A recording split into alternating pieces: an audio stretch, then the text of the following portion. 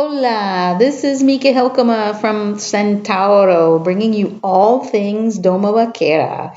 It's my passion to spread the gospel of Doma Vaquera and contaminate as many as possible of you guys with the Doma Vaquera fever. It has been a long time, everybody. I hope everyone is healthy and doing well in these crazy, crazy times. So much has happened. The last time I did a video, it was 5 months ago, of a demo I did, a clinic, and I think it was like 11 months on, basically a year ago since I did a training video. So much has happened. I retired Isolda. Unfortunately, she had some injuries, some old injuries that kind of forced me to do that. So she's enjoying her retirement. I also bought a new mare. That's who you're looking at right now. I'll talk about her in a minute. I went to Spain. I found a horse for a student of mine. That's the horse that you see me riding in my demos. He's a 15-year-old Luso Hispano, a Lusitano cross with an Andalusian. His name is Sebo Granuja. His owner has a company that creates a business that creates exclusive tack rooms. So I will put the link down below, and you can check that out later. The name of the company is Sebo. They make some amazing things. Also some tack rooms, kitchens, interiors. A dryer for your horse blankets. Great stuff. High quality. So I've been doing some demos with Granuja. He's a fully trained 15-year-old Doma Vaquera trained horse. Amazing horse to ride. A super great teacher for my student. And then, I'll be doing demos with him until I'm able to bring my mare home. So speaking of, like I said, as you can see, this is Macarena. Her real name is actually Nuka. And when I bought her, as this is the video of me first time just seeing her and riding her, I saw her on a picture first initially, and I was actually immediately in love. It was love at first sight. I thought she was the cutest thing ever. So since we were going on a trip, this was last year, May, I believe, we were going on a trip to find a horse for my student. I said, hey, I saw a mare actually. It was quite far away from where we had to be. I saw a mare and I'd like to go check her out because I'm totally in love. I had seen some videos of the person who was selling her ride her, and I just thought she was so cute. She was actually the absolute opposite of what I wanted. I wanted something that was as far as away as possible from Isolda, so I couldn't really compare the two, but she's exactly the same. If Isolda was not still alive, I would say she's a reincarnation because she's a real, hot mare. She's very sensitive. She likes to work. She's strong, but she's not an easy mare. So this is me riding her for the first time. I was here with my student and his wife, and I was like, I don't know. Even though I was in love with her when I saw her on the pictures and everything, in the videos, I was like, she's very rigid. If I tried to take her, hold her back, she would go faster. Her training was not as well as I had expected, actually, which was kind of a letdown, but I thought, well, I knew she had a lot to learn anyway, because apparently she was supposedly 5, but actually when I got her papers, she turned out to be 7, which was not cool. But in the end, it doesn't matter because she was healthy and everything. 7 is probably a better age for her. So I still decided that she was well enough to just take the chance. I got her for a really good price. So I thought, well, you know what? I'm going to do it. If I don't, in the end, if I don't like her, I can always sell her again. But I just thought she was also a nice mover. And despite the fact that she was the opposite of what I wanted, because I wanted a brown horse, like I said, nothing like Isolda. Like I said, I fell in love with her. I thought she was so cute. And as you can see, she moves really nice. She's very willing to work. I thought we looked good together. She's quite small. She's probably just as small as Isolda is, but she's very what they call campero. She has that neck that's on top. It's not a low set neck for Doma Vaquera. When you're looking for a Doma Vaquera horse, they like a higher set neck. And it's hard to, because obviously this is on audio, but when they talk about it, then you see like they take their index finger and they kind of curl it. So it looks like, that neck is really on top of those withers. And that's what she had too. So, but she was just, really stiff, wouldn't respond. If I tried to bend her left and right with her head, she didn't know what I meant. So she was a lot further than I thought she was. Really bouncy here. But my friends, they convinced me that we looked really cute and everything. And when I saw the videos, I thought, yeah, she is super cute. And I think she just has a really nice, how do you call it? Presence about her, because I was looking for a horse that not only, was going to be just obviously a good horse for Doma Vaquera, suitable for Doma Vaquera, which is not easy to find. I mean, here you see she was moving away from my leg and ignoring my outside leg. But I needed a horse that was going to be good and be able to become a fully trained Doma Vaquera horse, because you need a horse that is strong. You need a horse with strong hindquarters. Not every horse can be, a Doma Vaquera horse, because they have to be able to have enough balance and strength to do all those movements without any support from you. Because what I think, underestimate is when we ride English, and a lot of the dressage riders, they really support their horse. So you can get away with a lot in dressage. We cannot do that in Doma Vaquera. You only have one hand, two reins, and you basically do minimal aids with that. Mostly is, most of it's coming from your legs and from your weight. So there's really not a lot we can do to support a horse if he doesn't have the strength or the balance. So, you really have to find a horse that will be able to do that. And that's hard to tell from the beginning because, and of course there's horses, you can pretty much teach almost all horses how to do the exercises, but then to be able to do the exercises consecutively, so one after another, and be able to do a whole test, that's a different story. So I needed a horse that could do that, and I felt that she was good enough for that, even though she has no balance whatsoever. And her canter could be better.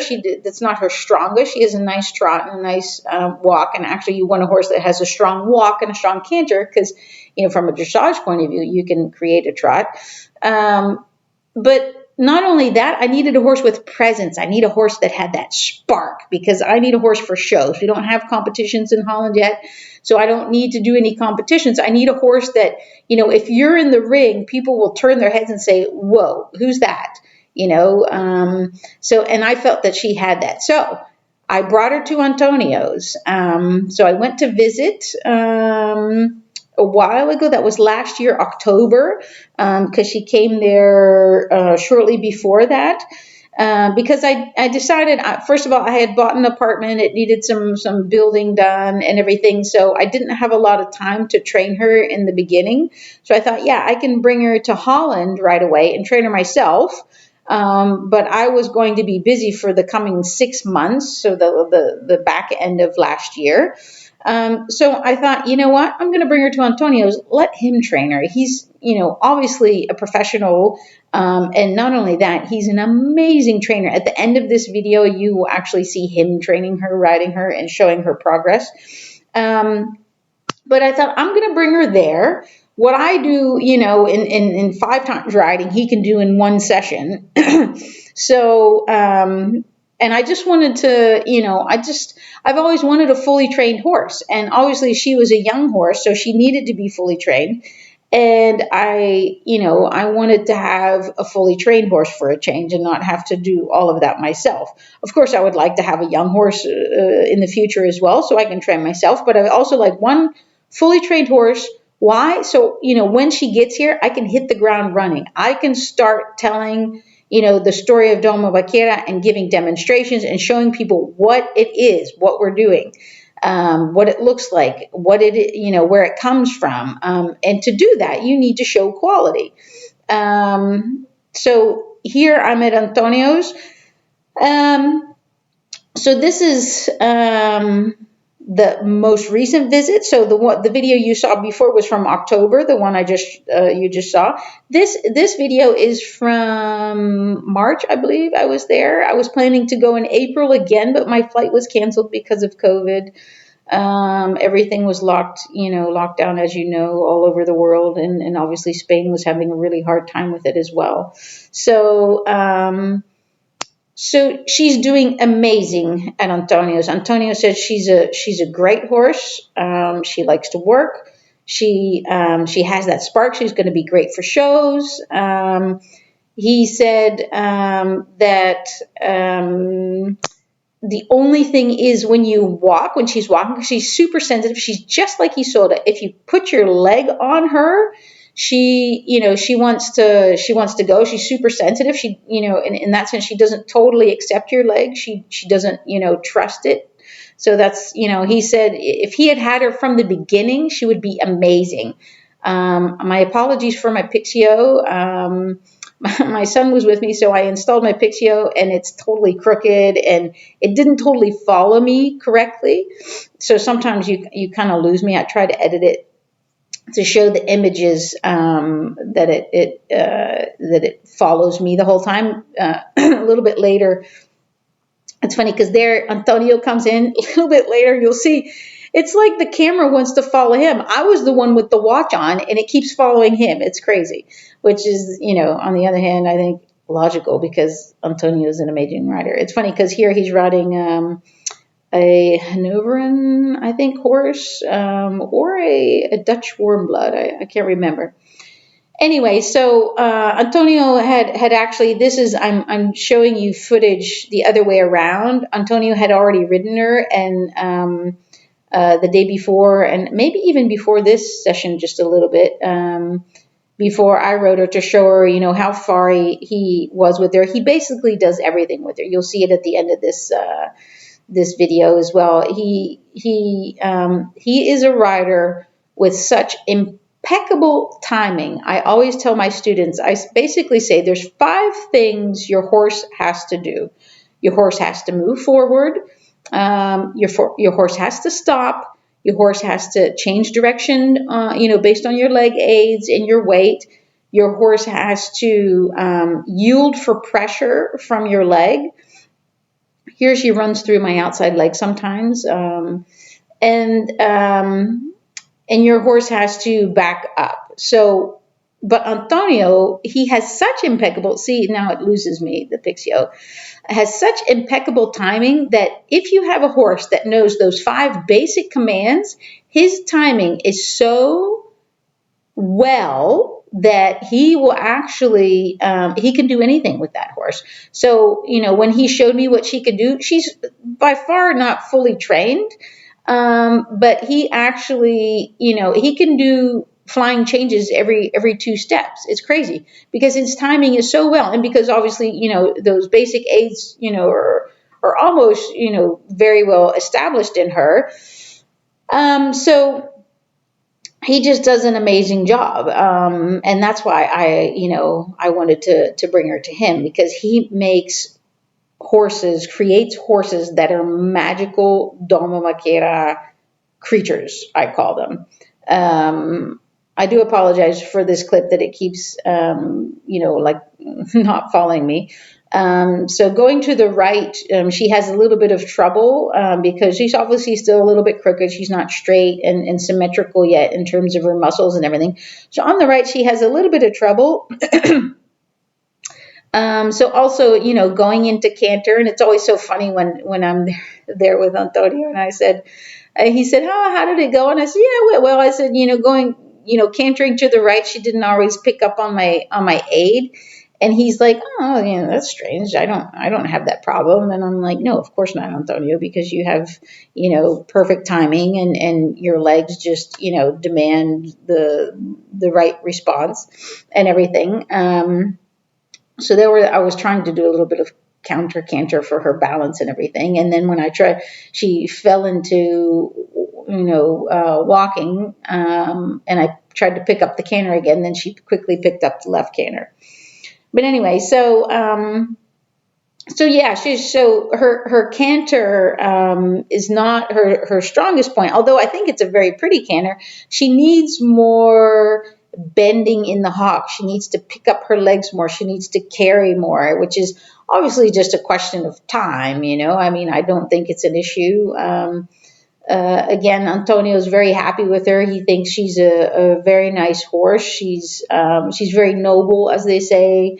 She's very awake. You want to make sure, if she hasn't, like, if you ride her on a Monday, you make sure you lunge her first. Because she's very fresh. If you get on her right away, she'll buck and everything. It's hilarious, actually, because she doesn't do it in a nasty way. She's really very sweet, but she's very awake. She's a Andalusian mix with Arab. I forgot to mention that. And so she's very much, fresh. They call it chispa. She has that spark in her, which.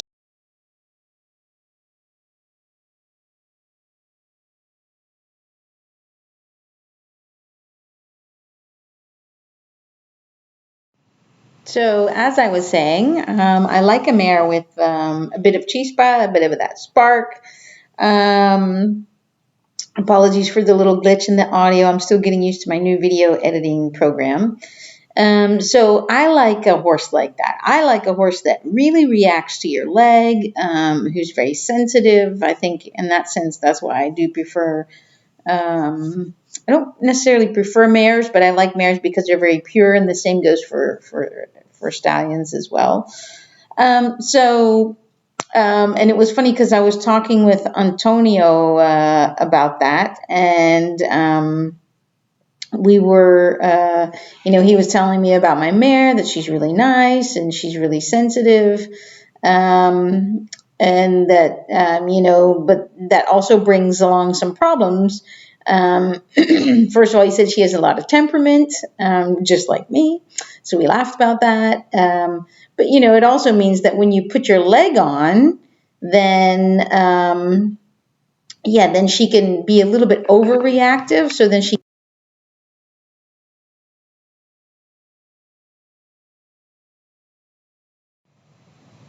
As I was saying, again, a little glitch in my audio. She can be overreactive. So basically, she's just like Isolda in that way. So that's still a little bit of a problem, that she doesn't find that rest and trust in your leg. So she has to accept your leg. So when you put your leg on, she's very reactive, which is good. But then she's a little bit too reactive, so she gets real prancy. So, when you're trotting or when you're cantering, you don't notice that as much because you've got this momentum going, as you can see here. So here I'm just cantering her, and what I was trying to do here was to get her to relax. So at a certain points here, you see she's kind of still tense here, in her head. I don't necessarily want a low head carriage. We don't really do that in Doma Vaquera, because you can get a horse, over the back and relaxed in his body without having to have their head down, to the ground. And you don't see that low forward, carriage as we see in dressage. But at a certain point, you'll see she will relax on that circle. Maybe not in this particular clip, but at a certain point, she lowers it slightly, but it's not that noticeable. But you do see some relaxation. Here I'm doing a counter canter. But I was saying about, being reactive to your leg. So what a lot of people are mistaken when it comes to, the use of your legs, and especially if you have a quick horse, because they're reactive, people will keep their legs off. So, they figure, don't accept my leg, so I'm going to keep my leg off. But then, because this horse, those types of horses are so sensitive, when you do put your leg on, then they react very heavily to that leg, right? So then it's a big difference, because those horses, they're so sensitive. If your leg is off and then you put your leg on, that's a big difference, because those horses will react to minimal aids. So what you want to do with those horses is keep your leg on. That doesn't necessarily mean pressure. That means just keeping your leg on, keeping the contact, keeping the rest or the peace there with your leg, the calmness. And then when you want something, it's just a matter of a slight squeeze, and that's enough for those horses. It's the horses that are slow that you want to keep the leg off. You want to keep your leg off. Here you see she's starting to relax a little bit, I believe. So you want to keep your legs off of those slow horses, because then when you ask for something, you ask for an aid, and I'm making smaller circles here. I'm trying to get her to find more balance and strength and bring that hind leg under. Anyway, so the slow horses, you want to keep the leg off, because then when you ask something, there's a bigger difference, because these horses, they don't react to very much when they're slower. Here she's starting to relax. See here, she's getting rounder, and that's what we want to see. Anyway, so slower horses, you want to get your leg off, because then when you ask for something, then it's going to be a bigger difference, because they don't respond to much, right? They're not, as responsive as those fast, quick, sensitive horses. So then when you keep your leg off, then by the time you actually want to ask them for something, then you'll get a lot more response, and then it's better.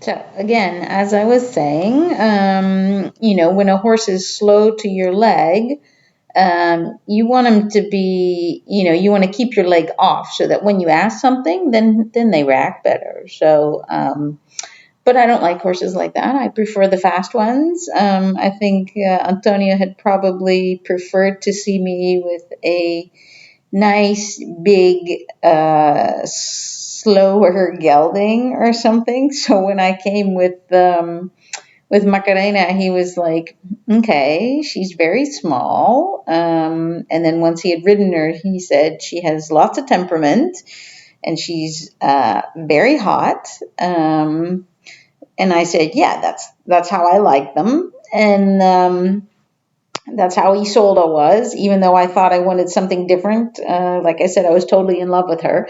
So yeah, she's doing amazing. This was this was the last time I was there in March or so. I didn't, after he rode, and you'll see that at the end of my video, you'll see Antonio riding her as well. I just did basic stuff, because I do believe that, a horse only has to do those basic things. And once they do those well, then you can do all the other stuff, providing your timing as well. So here I'm going on the left canter, which is her easier bend. And again, just looking here, you see that more relaxation than what you see on the right side. Even though her left hind leg is a little less strong, you see that she can have more jump in her canter. I'd like to see her bending her hind legs more, reaching forward more. But still, she does quite well. I like her canter. I like her movement. I think she looks really cute. She definitely doesn't look as small as she is. I would say she is, she's not even 1.60 m. She's under that. I mean, Isolda was only like 153 or so. She's around that, but she's not as sturdy as Isolda was, or is, and she never will be, because she's a different type of horse, and she's she's half Arabian, of course. So, we'll have to see how that goes.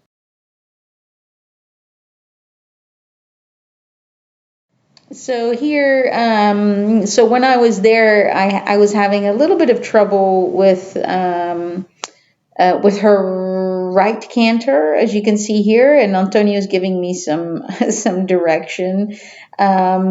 Basically, I had to do some trafer.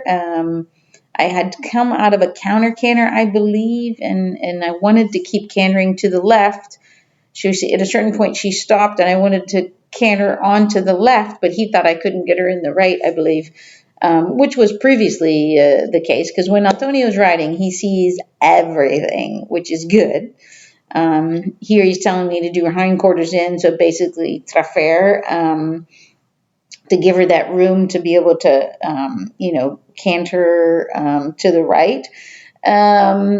So I had to really put her extreme to the right. And then at a certain point, I finally got her in the canter. You'll see it in a little bit.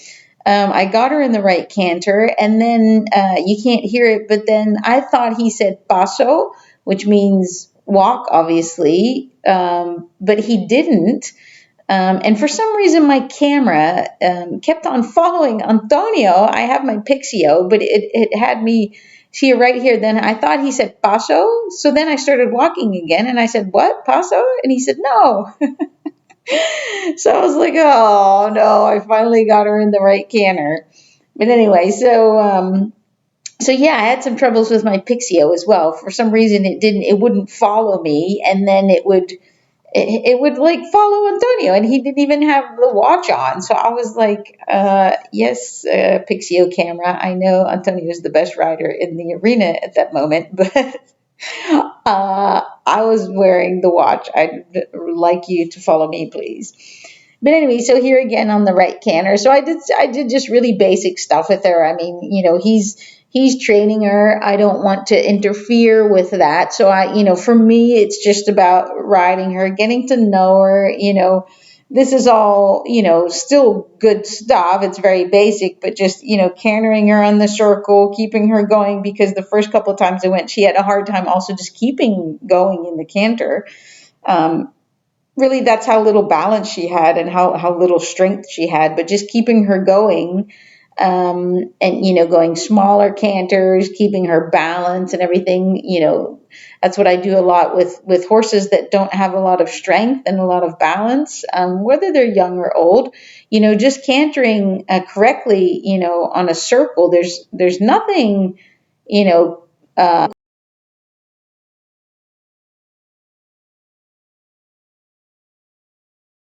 Um, so yeah, as I was saying, it's hard. One of the hardest things is getting your horse on a circle and moving correctly on a circle, whether it's in walk, trot, or canter, because the secret is that your horse distributes his weight evenly on on that circle. So he's moving on the circle with bend in his body, that he's distributing his weight evenly, so his inside legs are on the inside of the circle, his outside legs are on the outside of the circle.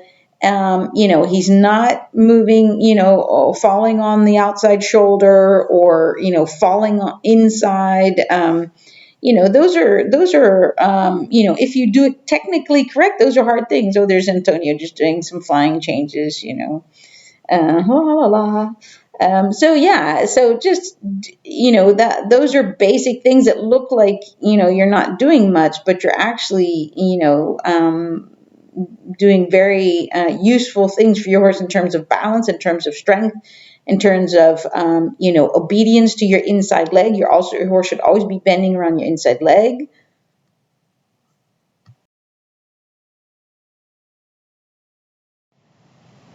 But here's really the stuff you guys have been waiting for. So here's Antonio riding my mare. I was so excited. My last trip, I was only there for technically for 2 full days, and the other 2 days were like a half day traveling. And I was there with my son, but I was so amazed by what he had done already. First of all, she looked a lot better. It's hard to see on video because she looked okay before, but she's much fuller, not fatter, but definitely more muscular. Her hindquarters had grown, especially when you saw her in the stall. You could just tell, and she's already doing, look, she's doing her pirouettes around the forehand, on the hindquarters. As you can see, he's focusing mostly just on the reaction to his leg, so not looking for that bend in her body yet. But first, you have to do first things first. You can't get it all perfect in one go. And of course, Antonio, he's the master knowing what he's doing. With backing up, she had a little bit of trouble. For her, she's, it's a trust thing. And obviously, backing up, if your horse isn't straight, they're going to have difficulty backing up straight. But for her, it's also like a trust thing. So he's very patient. In general, he's that's what he said, she's going to need time. And that's one of the reasons why I want to leave her at Antonio's, because I know once I bring her here, I'm going to be asked for demonstrations, asked for clinics and everything, and then I'm not going to give her enough time to finish her. And I just, I want to have a finished horse so I can hit the ground running, but I also just want, her to have her time, because she is like Isolda, and I didn't give Isolda enough time, and I really regret that. Really, Isolda's, like she, you just needed to give her that time, not only to learn the exercises, but then also to find the peace of mind in doing those exercises, and not, getting so hot. Look how nice she does her media vuelta, her 180-degree turn. I like, they're not obviously not perfect yet, but what I like, not all horses do, I think, pretty ones. And I think she does. She really sets off with her two back feet and propels herself forward. Here's just, your basic cantering. Antonio, he'll canter on a smaller circle, and he rides her with one hand already. He told me she does that fine. Obviously lots of lateral movements. Super important. That's what we focus on a lot, especially with the young horses. Lateral movements are not exercises in itself. I notice in dressage, especially here in Holland, people act like, that's the goal or something. That's where it all starts, people. If you want your horse, on the hindquarters, getting straighter, getting stronger, getting symmetrical, that's what you use your lateral movements for. That's what you use your shoulder in, your half pass, whether it's in walk, trot, or canter. Most horses find it easier to do that in a trot, because you have some momentum. Horses that have difficulty, moving their legs, first finding the coordination, because it's all about and strength and suppleness. So moving, their legs, like a scissor, under each other, moving that hind leg under themselves. Sometimes they have difficulty with that, carrying themselves. But it's super important, exercise to get them stronger.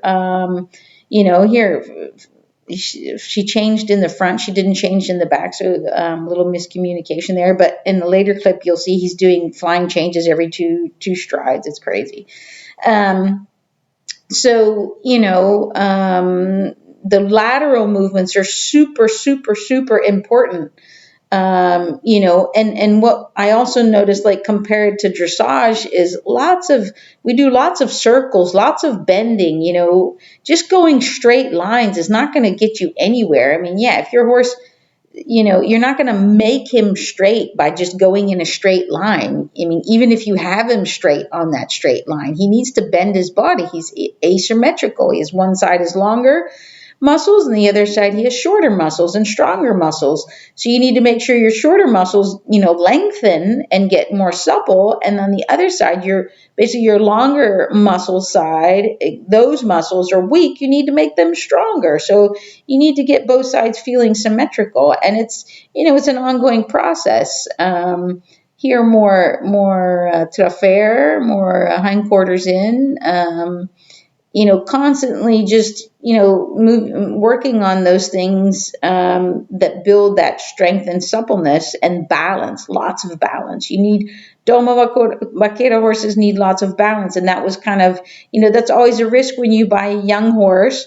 And obviously, I haven't bought a lot of young horses to be trained as Doma Vaquera horses. So, but I know a good horse when I see them, and I felt that way about her, and luckily she is strong enough to do those exercises, and she'll be able to do them, consecutively, like in in a demo or something like that. So I'm super lucky, I guess, and fortunate that I made the right choice, because a horse that does Doma Vaquera, like I was mentioning before, when you ride with one hand, they need to be able to, stand on their own legs, have their own balance. Here, flying changes every two strides.